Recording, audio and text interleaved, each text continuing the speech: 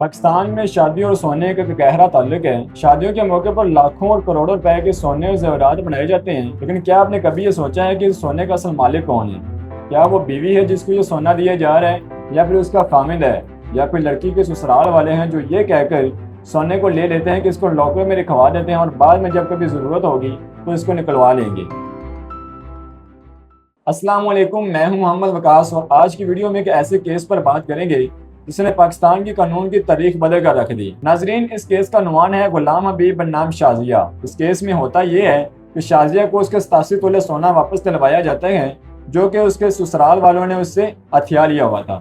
इस केस को समझने से पहले इसके पस मंजर को जानना जरूरी है। नाजरीन, होता कुछ यूं है कि गुलाम हबीब और शाजिया के दरमियान घरेलू झगड़ों की वजह से शादी खत्म होने तक पहुंच जाती है, जिसके बाद शाजिया दावा करती है कि उसके तमाम तर सोना और उसके तोहफे तहफ जो कि उसके शादी के मौके पर इसके घर वालों की जानिब से, इसके अजीजों कारिब की जानिब से और दोस्तों की जानिब से जो दिए गए थे वो वापस दिए जाएं। लेकिन गुलाम हबीब और उसकी वालिदा यानी कि शाजिया के साथ उस सोने को तमाम तोहफे तहफ को वापस करने से इनकार कर देती है, जिसके बाद शाजिया फैमिली कोर्ट का रुजू करती है और दावा करती है कि फैमिली कोर्ट से कि उसके 87 तोले सोना और उसके तमाम तोहफे तहफ उसको वापस दिलवाए जाएं। फैमिली कोर्ट शाजिया के हक में फैसला करती है और गुलाम हबीब को हुक्म देती है कि वो इसके तमाम तर तोहफे तहफ और इसके तमाम तर जो भी जेवरात हैं वो इसको वापस किए जाएं। लेकिन गुलाम हबीब को ये फैसला पसंद नहीं आता तो वो लाहौर हाई कोर्ट की जानिब जाता है और लाहौर हाई कोर्ट के अंदर फैमिली कोर्ट के फैसले को वो चैलेंज कर देता है। लाहौर हाई कोर्ट भी फैमिली कोर्ट के फैसले को बरकरार रखते हुए कहती है कि गुलाम हबीब 87 तोले सोना और तमाम तर जेवरात को वापस करें।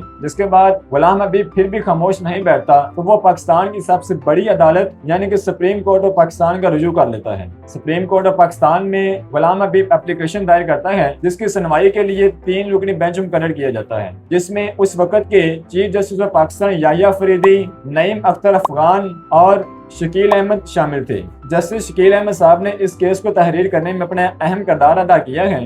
नाजरीन, गुलाम हबीब के वकला ने इस केस को कमजोर करने के लिए तमाम तर कोशिश की। उन्होंने दावा किया फैमिली कोर्ट के पास इस बात का अख्तियार नहीं है कि वो सास को हुक्म दे कि वो उसको सोना और तमाम तर तोहफे तहफ वापस करें। इसके अलावा उन्होंने दावा किया कि तमाम तर सोना और ज़ेवरात उनकी सकाफत है कि ससुराल वालों के पास रहेंगे। लेकिन सुप्रीम कोर्ट ऑफ पाकिस्तान सिर्फ इसको एक केस ही नहीं ले रहे थे, बल्कि वो पाकिस्तान में मौजूद तमाम तर खवातीन के हकूक को महफूज करने का देख रहे थे। जस्टिस शकील अहमद साहब ने लाहौर हाई कोर्ट के फैसले को बरकरार रखते हुए गुलाम हबीब को हुक्म दिया कि वो इसके तमाम तर 87 तोले सोना और इसके अलावा जो भी तोहफे तहफ हैं वो वापस किए जाएं। इसके अलावा सुप्रीम कोर्ट ऑफ पाकिस्तान ने 3 अहम उसूल वाज़ा किए। इसमें सबसे पहला उसूल ये था कि एब्सोल्यूट ओनरशिप, जिसका मतलब ये है कि दुल्हन को उसके शादी के मौके पर दिए जाने वाले तमाम तोहफे तहफ जेवरात चाहे वो जहेज के नाम से क्यों ना हो, उन सब के असल मालिक दुल्हन होगी। और दूसरा उसूल ये था इंटेंशन ओवर कस्टम, यानी कि जो भी रस्म और रवाज हैं उनको एक साइड पर रखा जाएगा और नियत को बढ़तरी दी जाएगी। देखा यह जाएगा कि दुल्हन को शादी के मौके पर जो कि सोने जेवरात और जो भी तोहफे तहफ दिए गए हैं उन सबको देने की नियत क्या थी। और तीसरे नंबर पर पावर टू फैमिली कोर्ट, यानी कि फैमिली कोर्ट को इस बात का अख्तियार दिया गया